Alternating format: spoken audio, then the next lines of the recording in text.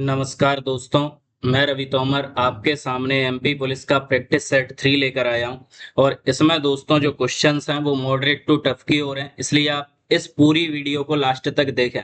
साथ ही साथ जो भी प्रश्न है वो सारे के सारे क्वेश्चंस एमपी पुलिस में प्रीवियस ईयर में पूछे हुए प्रश्न हैं। क्लियर है? आइए पहले प्रश्न से हम इसकी शुरुआत करते हैं। दो संख्याओं का योग 96 है और बोल रहा है इनका अनुपात है 7:9। बोल रहा है इनके बीच में अंतर कितना है। तो दोस्तों यहाँ पर मैंने लिखा रेशियो 7:9। क्लियर? बोल रहा है इनका योग, तो दोस्तों ये 7 और ये 9 इन्हें मैंने जोड़ा, तो बताओ इनका योग कितना हुआ? 16। सवाल में हमें योग कितना दे रखा है? 96। 16 से ये एक बार कटेगा, 16 से ये 6 बार, यानी एक की वैल्यू हमें कितनी मिली बताइए? तो आप बोलेंगे सर ये हमें मिली 6। यहाँ पर रख दो। 7 से गुणा किया तो ये संख्या थी 42 और इधर गुणा किया तो ये संख्या कितनी थी? 54। बोला दोनों में अंतर कितने का है? तो दोस्तों 54 में और 42 में बताइए कितने का अंतर है? 12 का। यही हमारा आंसर है, ऑप्शन नंबर। क्लियर? उम्मीद है ये प्रश्न समझ में आया होगा। अगले प्रश्न की ओर मूव करते हैं। किसी नगर की जनसंख्या 10% की दर से बढ़ रही है। अगर वर्तमान जनसंख्या 50,000, अभी कितनी है दोस्तों? 50,000। कितनी बढ़ रही है? तो आप बोलेंगे सर 10%। हर चीज 100 होती है, 10 बढ़ेगी तो 110/100। कितने सालों के लिए बढ़ी? 3 सालों के लिए। तो 110/100, 110/100। 3 वर्ष है तो दोस्तों हम इसे कितनी बार लिखेंगे? 3 बार। क्लियर? दो जीरो से ये दो जीरो कैंसिल, इन दो जीरो से ये दो जीरो कैंसिल, और यहाँ इन दो जीरो से ये दो जीरो कैंसिल। क्लियर? यहाँ पर क्या बचा? 5। इधर 11, 11 और 11, इसका क्यूब कितना होता है दोस्तों? 1331। ये जीरो है तो पीछे लिखा है, इनका गुणा कर दिया हमने, तो ये आएगा बताइए कितना? सॉरी, 55 और एक 66। 66, 550। ऑप्शन नंबर बी, ये हमारा बिल्कुल करेक्ट आंसर है। उम्मीद है दोस्तों ये प्रश्न भी आपकी समझ में आया होगा। चलिए, ये बहुत अच्छा प्रश्न है। एक समवृत्त बेलन का आयतन कितना दे रखा है दोस्तों? इसका हमें 18,480। बोल रहा है त्रिज्या और ऊंचाई का जो अनुपात है वो कितना है? 4:5। त्रिज्या का और ऊंचाई का। रेडियस और हाइट का जो रेशियो है वो कितना है? 4:5। तो ये हो जाएगा बताइए कितना? 4x, और ये बताइए कितना हो जाएगा? 5x। क्लियर? ध्यान से समझना पूरे पैटर्न को। अब उसने बेलन का हमें आयतन दे रखा है 18,480। बेलन का आयतन बताइए कितना होता है? πr² is equal to 18480। ठीक है? पाई की जगह क्या लिखेंगे? 22/7। रेडियस बताइए हमारे पास कितनी है? 4x। स्क्वायर करेंगे तो 4 का स्क्वायर 16। h की वैल्यू कितनी है हमारे पास? 5x is equal to 18480। ठीक है? 11 से हमने इसे कैंसिल किया 2 बार, इसे कैंसिल किया तो ये 1, ये 11 एकम 11 7, तो ये 6 और ये 8। 1680। 16 का भाग दे दिया इसमें दोस्तों, कितनी बार गया? 105 बार। 5 से इसे काटा तो ये कितनी बार कटा? 21 बार। यहाँ पर क्या बचा? 2x² का x से मल्टीप्लाई करेंगे तो 2x का क्यूब, अपॉन के जो 7 है वो दोस्तों इधर काय में आ जाएंगे? इनटू में। यानी x क्यूब की वैल्यू हमें मिली 147/2। यहाँ से ध्यान से समझना, जब मैं 2 का भाग दूंगा दोस्तों तो ये कितना बनेगा? 73.5। क्लियर है? अब यहाँ से एक्स क्यूब बराबर है हमारे पास 73.5। जब यहाँ से हम क्यूब हटाएंगे दोस्तों तो ये क्या हो जाएगा? Cube root. और ये लगभग किसका क्यूब रूट होता है? 4.2 का। किसका होता है? 4.2 का। यानी एक्स की वैल्यू हमें कितनी मिली? 4.2। अब यहाँ पर उसने बोला है कि अर्धगोले का कुल पृष्ठीय क्षेत्रफल ज्ञात करो। ठीक है? और उसकी जो त्रिज्या है वो बेलन की ऊंचाई के बराबर है। बेलन की ऊंचाई कितनी थी? 5x। x की जगह मैंने कितना रखा? 4.2।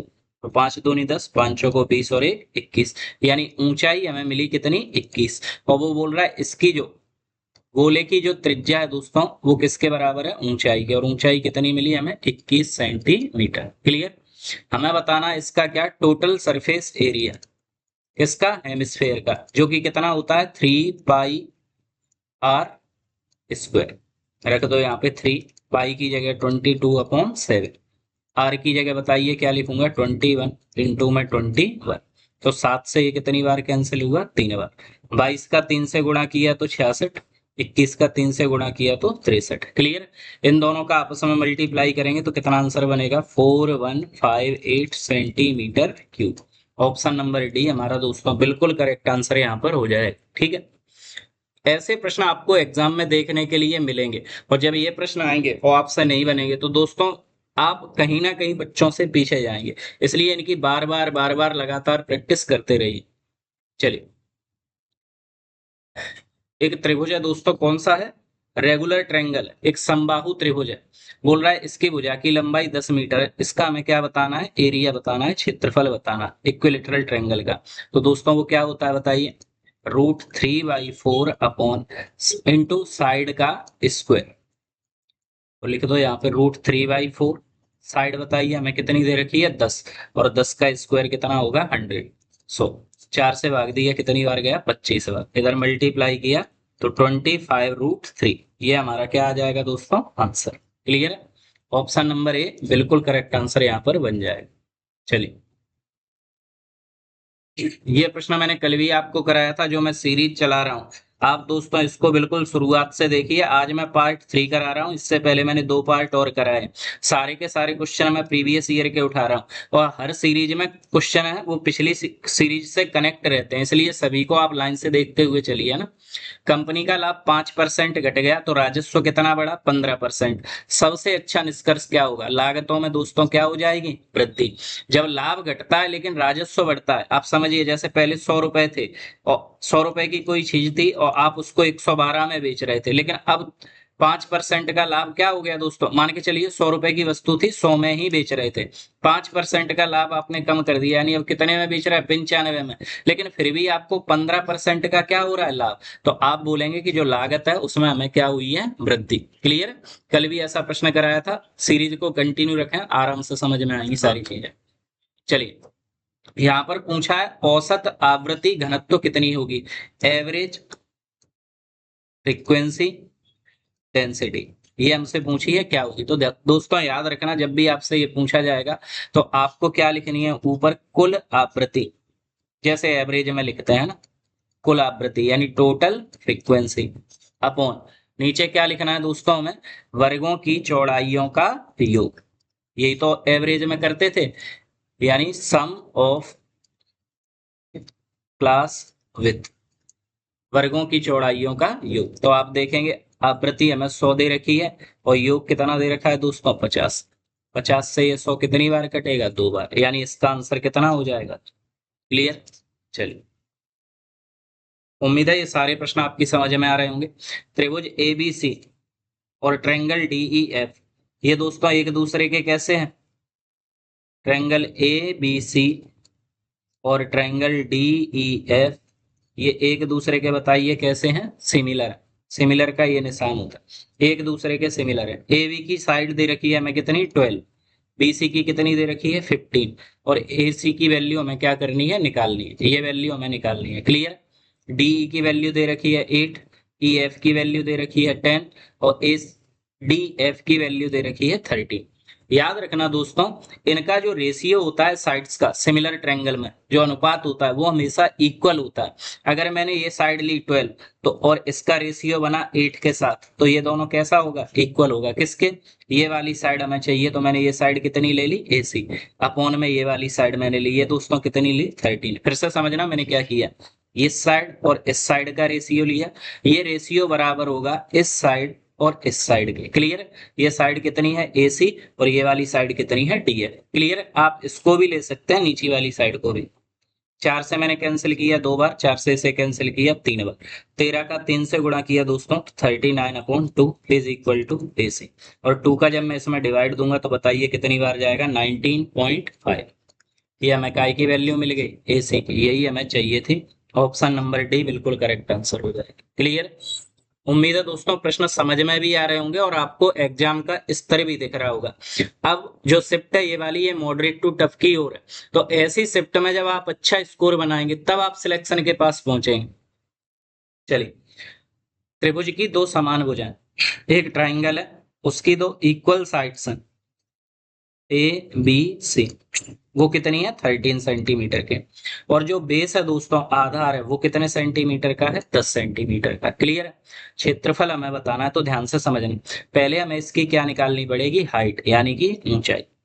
ये अब आप मुझे बताइए, ये पूरी 10 सेंटीमीटर की है, अगर मैं यहाँ पर मिड पॉइंट पर मिलाऊंगा तो ये 5 सेंटीमीटर और ये 5 सेंटीमीटर। क्लियर। चलिए आप दोस्तों मुझे ध्यान से बताना, और ये पूरी जो लेंथ है वो कितनी है 10 सेंटीमीटर की। आप मुझे एक बात बताना ध्यान से, मैं 2 दिन से आपको क्या पढ़ा रहा हूँ, ट्रिपलेट पढ़ा रहा था कि नहीं, दोनों सीरीज में मैंने बताई थी आपको। यहाँ पर देखिए एक साइड आपको कितनी ए बी सी, इसको मान लो पॉइंट डी, ये वाली साइड कितनी दिखाई दी 5, ये वाली साइड कितनी दिखाई दी 13। क्या मैंने आपको बताया था 5, 12 और 13 की ट्रिपलेट होती है। तो ये दोस्तों ये वाली साइड कितनी होगी 12। जैसे ही आपको ये साइड मिली, आप इस त्रिभुज का क्या बता देंगे, क्षेत्रफल क्या होता है 1/2, 1/2 आधार गुणा ऊंचाई, 1/2 बेस इंटू में हाइट। क्लियर है। तो 1/2 बेस हमारे पास टोटल कितना था 10, और हाइट दोस्तों हमारे पास कितनी थी 12। 2 से ये कैंसिल हुआ 6 बार, और 6 का 10 से मल्टीप्लाई किया तो 60 सेंटीमीटर स्क्वायर। ये हमारा आंसर है ऑप्शन नंबर ए। अगर आप दोस्तों इन क्वेश्चंस को बना पाएंगे तभी आप एग्जाम में बहुत अच्छा स्कोर करके आ पाएंगे। और ये सारे क्वेश्चन प्रीवियस क्वेश्चन से कहीं ना कहीं रिलेट करते हैं, इसीलिए मैं आपसे बोल रहा हूँ पार्टों को बिल्कुल सीरीज से देखते हुए चलो। ये थर्ड पार्ट है तो आप पहले फर्स्ट पार्ट देखो, फिर सेकंड देखो, फिर थर्ड देखो, इस टाइप से चलने दो। ठीक है। चलिए समांतर चतुर्भुज एक पैरेललोग्राम है दोस्तों, और उसका हमें क्या बताना है, एरिया। तो इसका जो एरिया होता है वो क्या होता है, बेस इंटू में हाइट। क्या होता है, बेस इंटू हाइट। समांतर चतुर्भुज का जो क्षेत्रफल होता है दोस्तों, वो बताइए क्या होता है, आधार गुणा में ऊंचाई।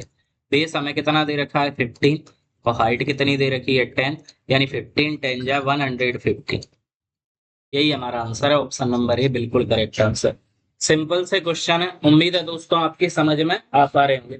अगले क्वेश्चन की ओर मूव करते हैं, इसे सॉल्व करने का प्रयास करें।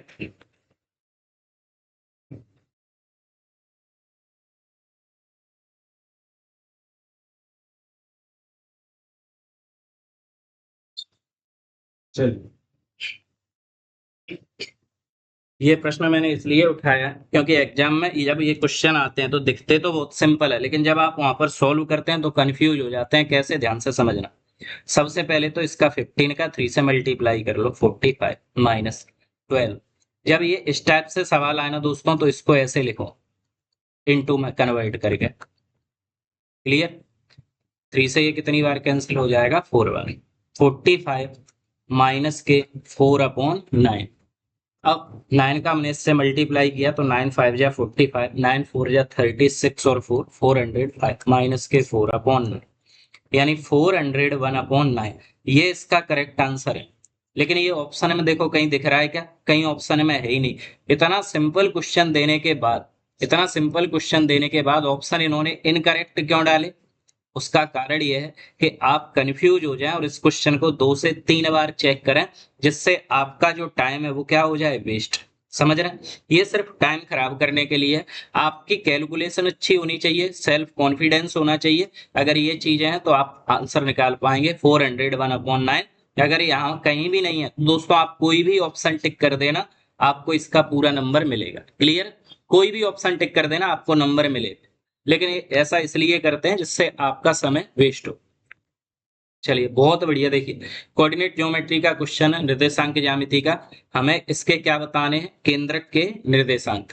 दोस्तों क्या बताना है हमें, कोऑर्डिनेट्स ऑफ सेंट्रॉइड। कैसे निकालेंगे, ध्यान से समझें।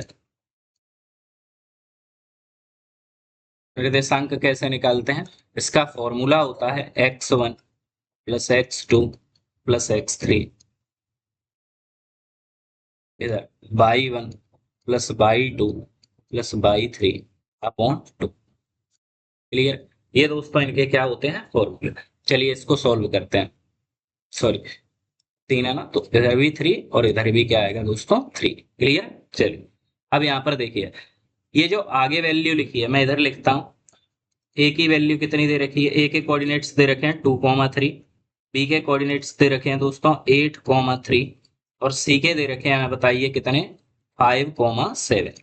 तो ये जो आगे का नंबर है ये हमेशा x को बताता है, ये x1, ये x2 और ये आगे वाला जो नंबर है वो x3। जो पीछे वाला नंबर होता है दोस्तों वो हमेशा y को बताता है, ये y1, ये y2 और ये y3। क्लियर है, समझ में आ गए पॉइंट्स। सिंपल सा क्वेश्चन है, बस आपको पता होना चाहिए। x1 की जगह क्या लिखेंगे 2, x2 की जगह 8, x3 की जगह 5 अपॉन में 3, y1 की जगह 3, y2 की जगह दोस्तों 3 और y3 की जगह 7 अपॉन में 3।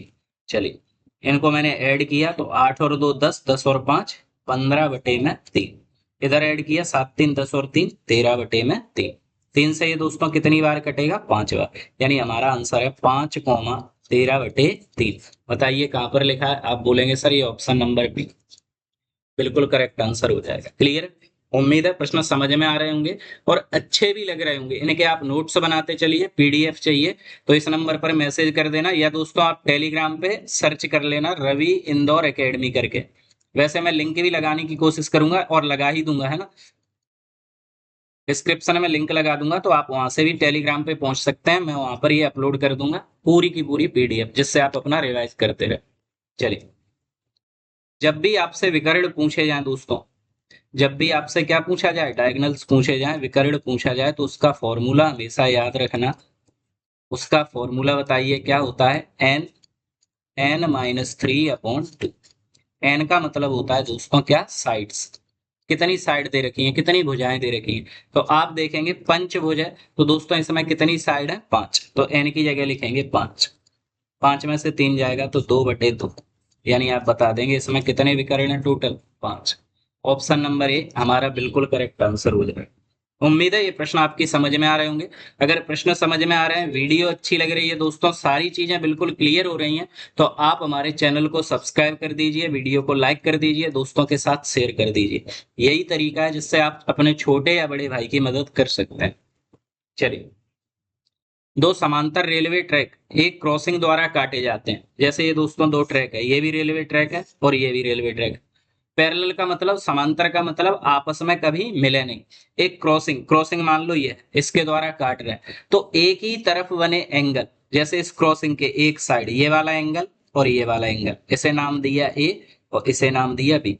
या इस साइड वाले एंगल, इसे नाम दिया सी और इसे नाम दिया डी। बोल रहा है किसी भी एक साइड वाले एंगलों का सम क्या होगा, तो दोस्तों याद रखना ए प्लस बी, इस साइड के एंगलों का सम हमेशा कितना होगा 180 डिग्री। सेम इस साइड के एंगलों का सम भी कितना होगा 180 डिग्री। यानी हमारी क्या समझ में आई, क्या समझ में आई दोस्तों हमारे, कि एक साइड के एंगलों का सम हमेशा कितना होगा 180 डिग्री, चाहे वो कोई भी साइड हो, चाहे ये वाली साइड हो चाहे ये इधर वाली साइड हो। क्लियर है, तो इसका आंसर होगा हमारा 180 डिग्री। उम्मीद है दोस्तों ये पॉइंट आपकी समझ में आया होगा, सारा का सारा कॉन्सेप्ट आपका यहाँ पर क्लियर हुआ। ठीक है, चलिए, एक वर्गाकार मैदान का क्षेत्रफल 81 वर्ग मीटर है, ठीक, स्क्वायर मीटर है, मैदान की भुजा की लंबाई। यानी आपको पता है दोस्तों स्क्वायर का एरिया बताइए क्या होता है, साइड का स्क्वायर। और जो हमें कितना दे रखा है 81। जब यहां से मैं स्क्वायर हटाऊंगा तो बताइए इधर क्या लग जाएगा रूट, और हमें पता है 81 का स्क्वायर रूट होता है। तो आप बोलेंगे सर 9 का, यानी साइड उसकी जो भुजा है वो बताइए कितनी हो जाएगी 9 मीटर। ऑप्शन नंबर सी बिल्कुल करेक्ट आंसर हो जाएगा।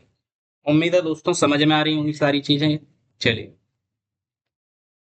फिर से वही प्रश्न है, इसका दोस्तों आप कमेंट सेक्शन में आंसर करना क्या आंसर आएगा। क्लियर, और कोशिश ये करना कि आप सिर्फ एक बार सॉल्व करें और एक बार में ही करेक्ट आंसर है, ये आपको करना है। क्लियर, चलिए, बहुत अच्छा प्रश्न। 300, 400, 500, 600 और 700। ठीक है, बोला इसकी मीडियन कितनी होगी, इसकी माध्यिका कितनी होगी, ये हमसे पूछा गया। तो माध्यिका के लिए आपको पता होना चाहिए, मीडियन के लिए सबसे पहले ये कौन से क्रम में होने चाहिए, बढ़ते हुए क्रम में होने चाहिए। कौन से क्रम में दोस्तों, बढ़ते हुए क्रम में। जैसे 300, 300 के बाद 400, फिर 500, फिर 600, फिर 700। इस टाइप से ये कौन से क्रम में होने चाहिए, तो आप बोलेंगे सर ये बढ़ते हुए क्रम में होने चाहिए। ठीक है। अब जो बिल्कुल बीच में मिलेगी टर्म, जो पद हमें बिल्कुल बीच में मिलेगा दोस्तों, वो मीडियन होगी। इधर से 2 मैंने टर्म हटाई, यहां से 2 टर्म हटाई, बीच में क्या मिला 500, यही इसकी मीडियन है। ऑप्शन नंबर ए बिल्कुल करेक्ट आंसर हो जाएगा। क्लियर है? उम्मीद है दोस्तों समझ में आया होगा प्रश्न। इसी को हम मीडियम बोलते हैं, जो कहां पर हो, बीच में हो। क्लियर है? बीच में क्या था 500, तो यही इसकी क्या थी, मीडियन। क्लियर है? चलिए, पिछले 3 वर्षों में छात्रों का नामांकन इस प्रकार रहा, पहले 300, फिर 320, फिर 340। तो वो बोल रहा है 5वें साल में क्या रहेगा। तो सिंपल सा प्रश्न है, 20 बढ़े, फिर से 20 बढ़े, और फिर 20 बढ़ेंगे, यानी चौथी साल में बताइए कितने हो जाएंगे 360। और 5वीं साल में आप बोल देंगे सर 20 फिर ऐड कर देंगे, यानी 380, 380। 5वीं साल में कितने हो जाएंगे बताइए 380। उम्मीद है ये प्रश्न आपकी समझ में आया होगा और आपसे बन भी पा रहे हैं। चलिए, 2 सिक्के एक साथ उछाले जाते हैं, तो वो बोल रहा है हेड आने की प्रायिकता क्या होगी। अगर 2 सिक्कों को हम एक साथ उछालेंगे तो हेड आने की प्रोबेबिलिटी क्या होगी। तो दोस्तों याद रखना, जब हम 2 सिक्के उछालते हैं तो पहले आप ये समझो कि रिजल्ट कितने बनेंगे। जैसे मैंने एक सिक्का उछाला, तो उसका एक ही रिजल्ट बनेगा, या तो हेड आएगा या फिर क्या आएगा टेल। अगर मैंने 2 सिक्के उछाले, तो दोस्तों 2 का स्क्वायर कर दो, यानी कितने रिजल्ट बनेंगे अब 4। अगर मैंने 3 सिक्के उछाले तो कितने रिजल्ट बनेंगे दोस्तों यहाँ पर 9। क्लियर हो पा रही है बात। चलिए, अब मैंने अगर 2 सिक्के उछाले हैं तो पॉसिबिलिटी कितनी बनेगी 4। कौन कौन सी बनेगी, हो सकता है दोनों सिक्कों पर हेड आ जाए, हो सकता है दोनों सिक्कों पर टेल आ जाए, हो सकता है एक सिक्के पर हेड आ जाए और एक सिक्के पर टेल आ जाए, या हो सकता है दोस्तों पहले वाले सिक्के पर टेल आ जाए, दूसरे पर क्या आ जाए हेड आ जाए। क्लियर है? ये 4 कंडीशन बनेगी। अब वो बोल रहा है ठीक एक हेड आने की प्रायिकता क्या है। केवल और केवल दोस्तों क्या आना चाहिए 1 हेड। तो देखो इसमें कितने हेड आ गए 2, हमें कितना चाहिए 1। इसमें कोई हेड नहीं, इनको हटा दो, यहाँ भी 1 हेड है और यहाँ भी 1 हेड, यानी आप बोलेंगे सर इनमें कितने रिजल्ट बने 2। कितने में से बने, तो टोटल कितने थे 4, 1 2 3 4। टोटल को दोस्तों हमेशा कहां पर लिखा जाता है, अपॉन। 2 से ये कैंसिल हुआ 1 बार, 2 से ये कैंसिल हुआ 2 बार, यानी इसका आंसर बना हमारा 1/2। क्लियर? उम्मीद है दोस्तों ये सारे प्रश्न आपकी समझ में आए होंगे। ये सीरीज यहाँ पर अपनी थर्ड जो पार्ट है वो कंप्लीट हो गया है। अब यहाँ से आपको जो क्वेश्चन है वो मॉडरेट टू टफ ही देखने के लिए मिलेंगे। जो सिंपल क्वेश्चन है उन्हें मैं अब हटाता जाऊंगा, क्योंकि मुझे ऐसी उम्मीद है आप सीरीज को कंटिन्यू कर रहे हैं तो आप इन सारी चीजों को समझ पा रहे हैं। क्लियर है? अगर आप टेलीग्राम तक नहीं पहुंच पाए तो इस नंबर पर व्हाट्सएप मैसेज कर देना, मैं आपको पीडीएफ सेंड कर दूंगा। ठीक है, मिलते हैं अगले पार्ट में, तब तक के लिए जय हिंद जय भारत।